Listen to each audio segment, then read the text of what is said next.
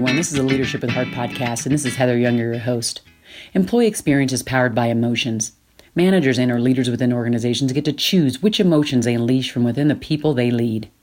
Leaders, meaning supervisors or above in an organization, drive much of the positive or negative emotions by their actions or inactions, their words, or what they fail to say. When a manager chooses their words and their actions carefully, they exhibit great emotional intelligence. These managers are often thought of as leaders who care, or as I like to call them, leaders with heart. This special brand of leader drives engagement and loyalty simply by being themselves. Are these leaders perfect? Absolutely not. It is in their awareness and sharing of some of their imperfections that we realize their brilliance. In this podcast, I ask you to see yourself in the stories my guests tell about times when they were not the best versions of themselves, but how they used their hearts to guide them to a place of deeper connection with their teams and heightened leadership prowess. Enjoy. Hi, everybody. This is Heather with the Leadership with Heart podcast, and I'm super humbled today to have Melissa Ebert on the call with us. Melissa was referred to me by a huge Leadership with Heart advocate and actually 7 Laws advocate, Steve Paul. So shout out to you, Steve, if you're listening. And he really just spoke highly of her ability to move her people to action through compassion. And that's not an easy thing to do. Usually people are driving, and they're driving in a way that's hard, fast, that could be rough. And what I heard from Steve is that what he witnessed is that Melissa did the opposite. So I'm excited to talk to her about some of those things. So welcome, Melissa. Thanks, Heather. Excited to be here. So where are you right now in your leadership journey? The first answer that came to mind, I'm in Colorado, sitting at my desk. But in my leadership journey, I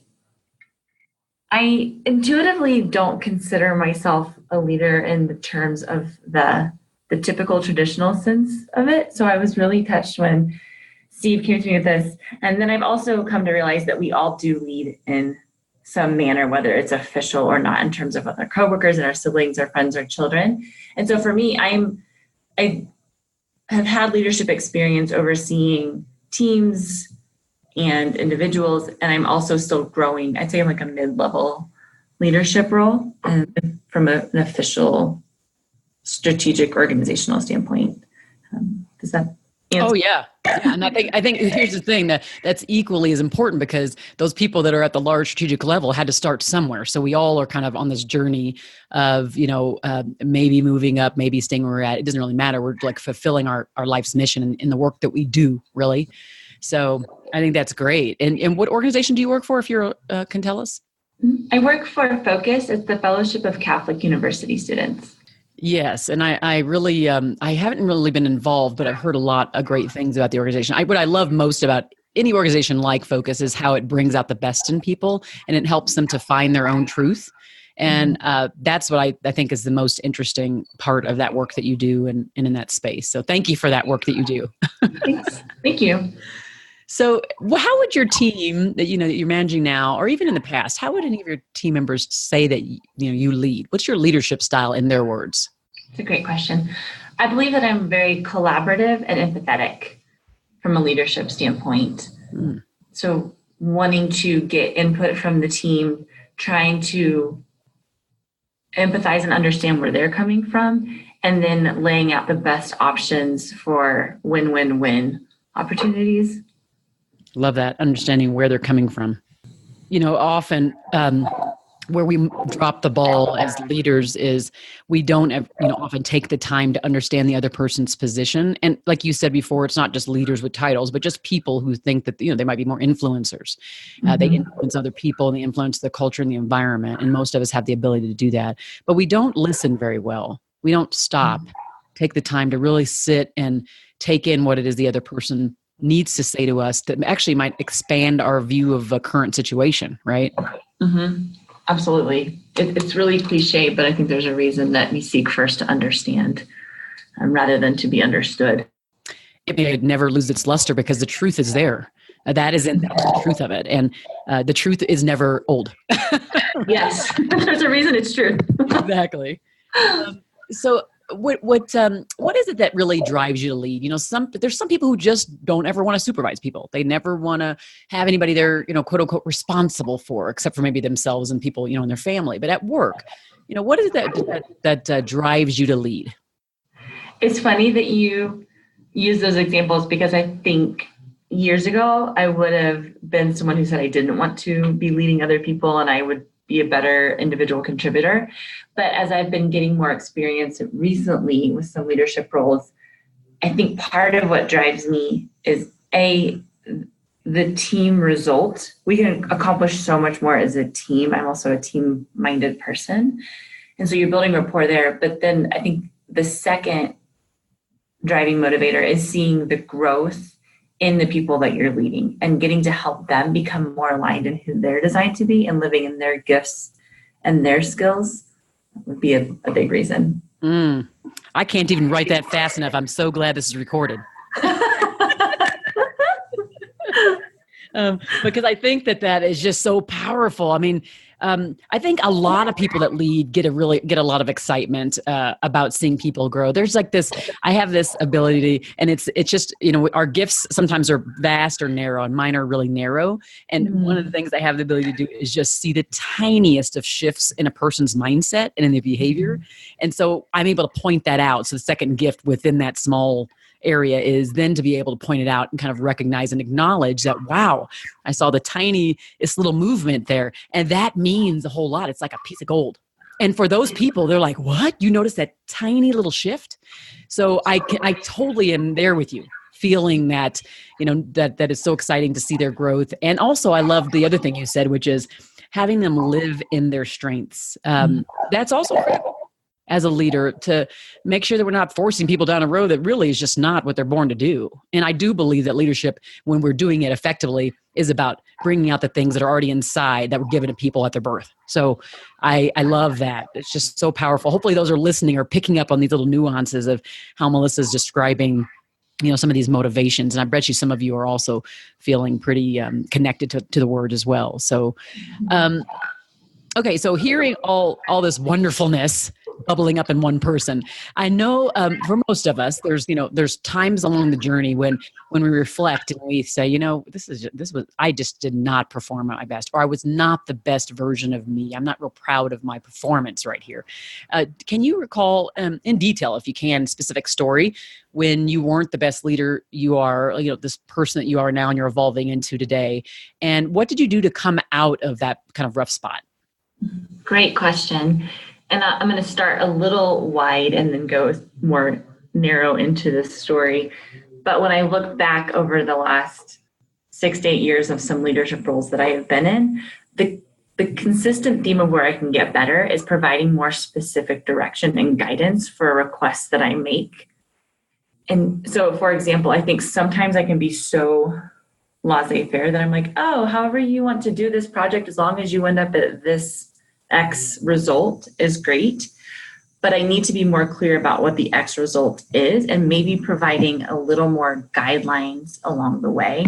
For example, I have a couple of ladies that were in entry positions that were working with me recently, and they're very new in their career. And I needed to be better about maybe providing an email template with the wording of something that I wanted, or laying out a spreadsheet. And I'm being very technical or very specific, but laying out a spreadsheet with like, this column means this and this and this. And then please fill out column A with this information and column G with this information, rather than saying like, hey, here's the general data, please put it together in a spreadsheet. Because what I found out is that there was misunderstanding and there was a lot of wasted energy on both sides trying to clarify what needed to be done. And another very specific but random example is I was taking my team, we were going to go grab coffee and we were going to talk about our personality styles together. And I just said, it's Novo Coffee House. I'll see you guys there at 3:00. Well, I didn't realize there were multiple locations. And so my team ended up at some of the locations. And so what I could have done better was, instead of saying, it's Novo Coffee House, I could have put the specific address in the calendar invite so that we wouldn't have wasted time getting there. So that's, it's a very small thing, but it's the examples that make sense. Yes. I think that's great. Number one, I love the way you do it in such a lighthearted way. It's not dragging you down. You're just realizing, okay, I can do this better, which is what the leadership journey is about, is that we're always going to have these lumps and these, these bumps in the road, I guess. And we just need to know when to kind of slow down and when to reflect. I had John Haynes director of corporate HR for Johnson Controls on the call, and he coaches the leaders, the executive leaders. And one of the things he talked about was putting a mirror in front of ourselves, doing constant reflection. We would think about it in our space as kind of examination, right? And what is that looking like? How am I treating people? What am I doing? How could I do this better? So I think that's brilliant. The other thing is that thing about being clear and consistent about expectations, about goals, about results is a thing that happens with a lot of leaders. It's one of the biggest complaints that employees have. They don't even know how to measure whether they're doing well or not. So they don't feel valued or appreciated because they're not even sure what they should be doing. So leaders that are able to kind of craft out in the most detailed way specific things. I mean, with obviously at the same time allowing them to problem solve, have some level of creativity in how they get there. We still do have to be clear about the results. So I think what you're talking about is not something, not ordinary. It's ordinary. Let's put it that way. And I think part of that too is the more specific detail you can give them with the freedom to do it in the way that they need is more beneficial. Because if you say, okay, here's what needs to be done, but then they are creative in the way they do it, then you're allowing both to happen with that.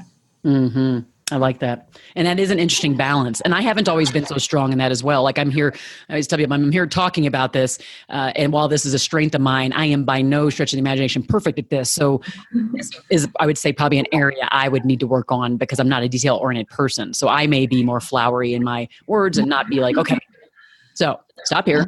Go this, do that, and be really specific in the instructions. So I think it's a tough balance. And I bet you those who are listening have experienced the same thing. But kudos to you for working through it. One more thing I just quickly wanted to throw in is I think another area that I can prove is sometimes there are optimists and there are pessimists. And then there's an opportunist who's in the middle, who's a little bit more realistic about things. I think sometimes I was too optimistic about thinking that someone could fulfill a role that I deep down I knew they wouldn't intuitively do well at, but I was just hoping, and hope is not a strategy. So I've been trying to get better at being more of an opportunist rather than just an ignorant optimist. I love that. Hope is not a strategy. I've heard that before, and it is so true. And that's another area. I have a feeling you and I are very similar behavioral and communication styles, because this whole idea of being optimistic and kind of giving too much freedom has been one of the things that I struggled with as well as a leader. And I still probably do. So I try to get better now of just saying, okay, I need to rein it in a little bit more. Part of that, it comes from a positive place, at least. There's that idea that, you talked about earlier, where you like to see the growth in people. It's that idea that we like to see people flourish and kind of come to their own center and their own place on their own.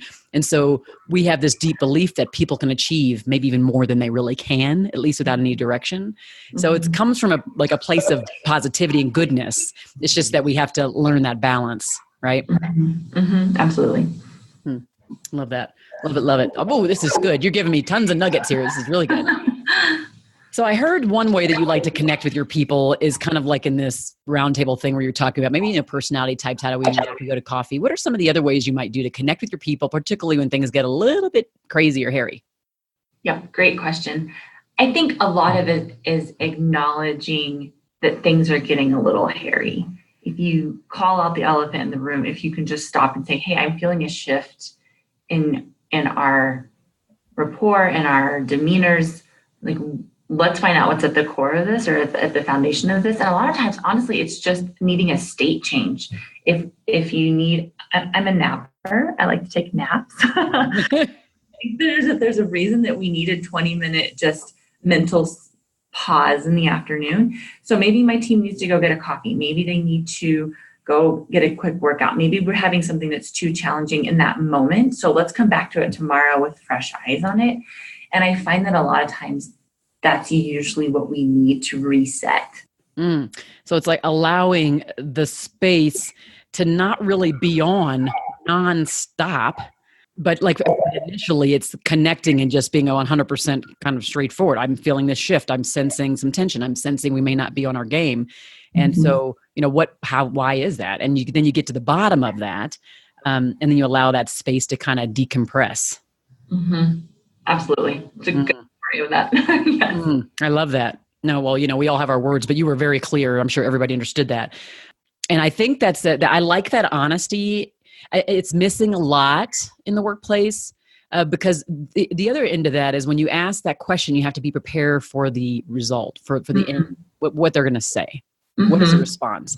And then depending on what they say, what are you going to do about it? You plan on doing anything about it? Because what I find is that, organizationally or even with the managers, will like ask, well, what's going on? What's happening? And then maybe the employee does or doesn't leave feeling validated or heard because you may have listened, but then you kind of brush it off, or you made it where it didn't seem as important, and then you didn't help them strategize. It's not always about giving them the answer, but it's at least kind of making them know that you care. And so what your strategy is, is a great way for someone who may struggle in this regard.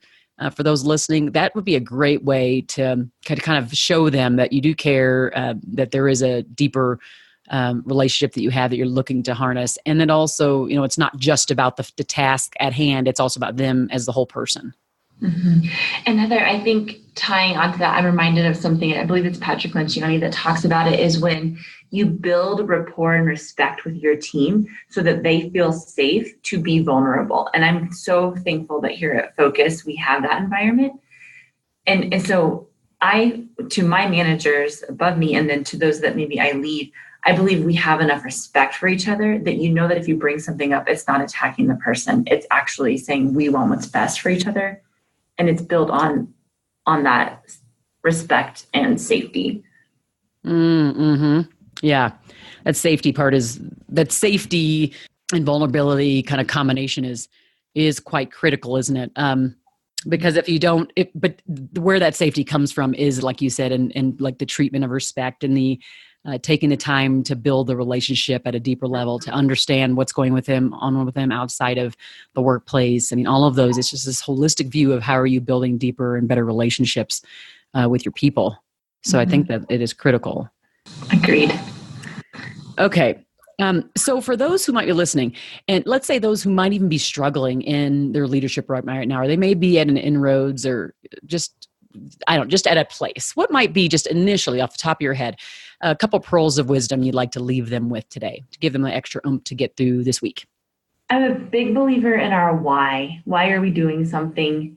And if there is lack of motivation or if there is struggle, reconnecting with the why, it's become cliche now a little bit at this point. But if we're living from that place of true value or what we truly value, we can often rejuvenate ourselves to dig back in for what the struggle might be. And the other thing is going to be similar to what I was just saying earlier, is allowing space, giving yourself some space or time. Maybe you're just burnt out. You need to just go turn your phone off and go get a massage or go pray or go spend time with a mentor, just someone to help rejuvenate. And we all know that some of our best ideas tend to come when we're out in a calm, peaceful place rather than we're in front of the computer and forcing an idea. So those are the first things that kind of come to mind. And I do have a follow-up question for you, but not this one. So just want to make sure I put that out there. Oh, yes, absolutely. No, and I think these pearls are great. And I know that they say, your why, your purpose, all of those things are, kind of cliche, and it is out there. It is, though, very important. I do think it's the starting point. It happens even, I know for me, when I feel like I'm just kind of hitting a wall because things are just crazed, I might go, okay, why am I actually doing this? What is this about? What's the root of just my actions and anything I do? And I think it's a good reflection. The other thing is this idea of self-care. It comes up a lot. And I do think that we can't be our best selves, for our families, or the people that we lead, if we don't first, take that time for us. I have to do that myself. I am a runner. I just do what I mean by runner is that I move quickly and I do a lot. And so trying to say, okay, this thing that just happened, the fact that my computer went down for a whole day, it was this is actually a blessing. Number one, it helps me get caught up on something else that I wouldn't be on, or it helps me get time to just sit with my kids because I can't do anything else. So I've been trying every single time an obstacle comes by, is to say, I think this happened. It happened for a reason. I need to slow my bum down. I need to slow down and to see this as a gift. So yes, I love that. I love those pearls. Thank you. Thank you for giving those to me too. Yeah, thank you. Okay, so what's your follow-up question? So earlier you were talking about how your like gifts can be either vast or narrow, and yours tend to be more narrow. I had never heard that before, and so I'm quite intrigued. How do you see those play out in leadership? And I imagine there's pros and cons to both. So I guess it's a twofold question. One, how do you see them play out in leadership? And two, is it better to have one or the other? Well, I mean, I think it depends. I don't know. I think it's good to do whatever you are. Like it's what if you have multiple strengths and you can use all of those equally well, then go for it, right? But as a leader, we do have to get super effective at. I don't really want to say delegating, but sharing the space with other people so that it's not just you trying to do everything. So the more that we have team members that, they have certain very key strengths, you're giving them a gift and yourself a gift by allowing them to exhibit those strengths and for you not struggling to try to be that person. Right. Mm-hmm. So I think for me, that being narrow allows me to live in a place that just allows, everything that I was put on this earth to do to just shine that much more versus you're not going to see me try to be some master in spreadsheets or right. Or like try to be like an accounting whiz. It's just not going to happen. But you know what? I know that there are team members that I can delegate that. I can say, here you go. You know what? This is one thing. Would you be interested in doing this? Because I know this is a place that you love to be and I don't like to be here. So would you want to do this? And oftentimes that answer is yes. And they're super excited because now they get to shine and they get to show their gifts. So it's not necessarily that it's better to be more vast or more narrow. It's more just maybe what God has given us and living out well what those gifts are. Am I hearing that? That's exactly right. Yes. Thank you for summarizing that. Okay. No, that's great.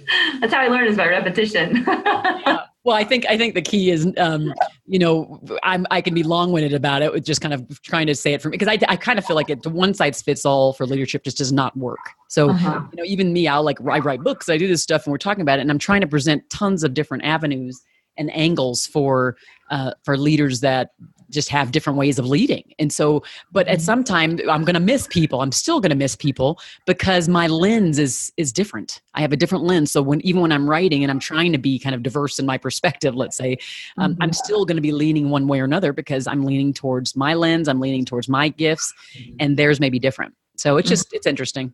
Very interesting. I think it's great what you're doing. So keep. well, thank you. And I think, I really appreciate having people like you on that. Obviously you have a similar perspective, but you have a maturity about you that I can hear. And I'm sure the listeners are hearing too. That's super impressive, particularly being, like you said, a mid-level manager. So I'm pretty sure your future is quite bright. Thank you so much for the work that you do. Thanks, Heather. So for those who are listening and really, value this conversation that I had with Melissa, please do share it and also like it and review it on iTunes or wherever you listen. I say that a lot, but it really makes a big difference if you do that, it kind of changes the algorithm and moves this podcast up so that people can get this amazing content and learn from leaders like Melissa. So please do that. And in the meantime, thank you for following along and being a part of the Leadership with Heart podcast. Thank you for listening to the Leadership with Heart podcast. You can grab the show notes by visiting customerfanatics.com. And don't forget to subscribe to our newsletter.